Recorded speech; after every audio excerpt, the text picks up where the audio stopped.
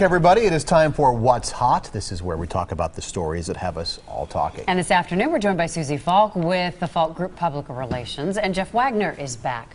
We've all been told getting a higher education means you're going to get a better job. But a new report says those with college degrees are less likely to be happy on their jobs than those with just a high school diploma. Does higher education mean lower joy on the job? Maybe they're just thinking about all the student loan debt they have to pay back and what their salary is compared to I can kind of understand it, because the more education you have, chances are the higher the rung on the ladder you're going to be up, and the more, you know, pressure and stress you're going to be under. It's easier to be an Indian than a chief sometimes. Well, yeah, but nuts to this. I think this is more like junk science. I mean, I can only relate personally. When I was in high school, I had some jobs that convinced me I wanted to go to college. And when I was in college, I had some jobs that convinced me that I wanted to go to law school.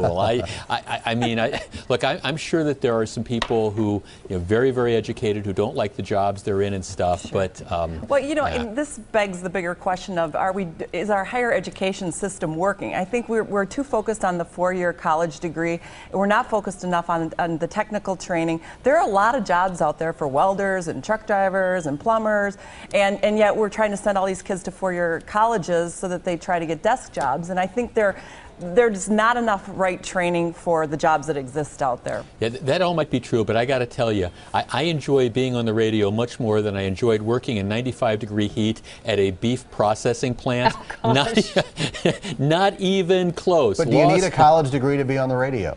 Well, it helps. How about law school? I enjoyed practicing law a lot more than I enjoyed pretty much everything more than I enjoyed working at that beef processing plant. But the college degree thing has changed, because you didn't need one for our profession years ago, but now you do. So I think it's going to trend back to you don't necessarily need it for as many jobs as we move down the road. What's the worst job you guys ever had?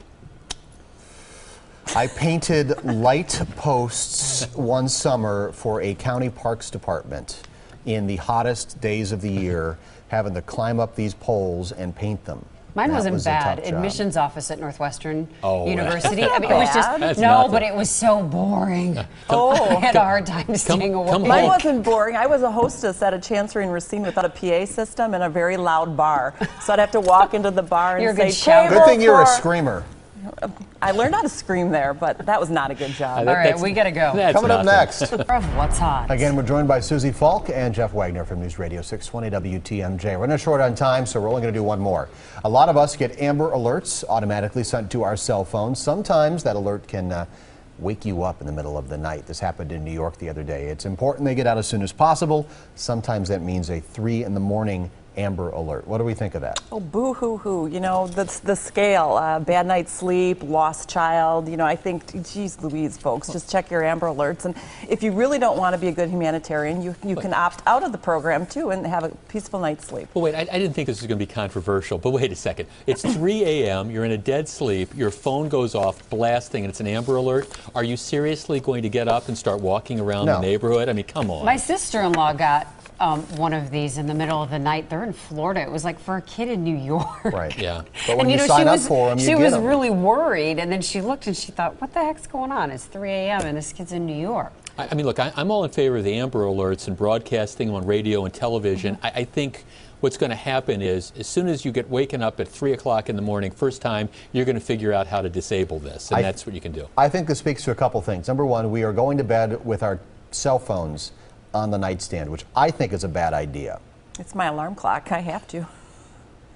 You know, everybody uses their phone differently. Phones have saved a lot of lives, and I love that the Amber Alert system is hooked up to our phones. I think, fortunately, most of those Amber Alerts don't go off at 3 in the morning. I think we're talking about just 1 or 2 here and there. And if you really want to opt out, you have that choice. I'm still back with this, like taking your pillowcase out of the freezer or something. Isn't that what we're saying? Sheets and putting them in the freezer. I'm just trying to imagine my wife. What are you doing, hon? Well, I'm taking the sheets out of the freezer. Well, I was saying during commercial break, I don't have room in my freezer for sheets. I have to clean my freezer. So there. Okay. Steve's going to try it tonight. He'll get back to us. No, that's all right. We're going to take a break right now. Thank you both.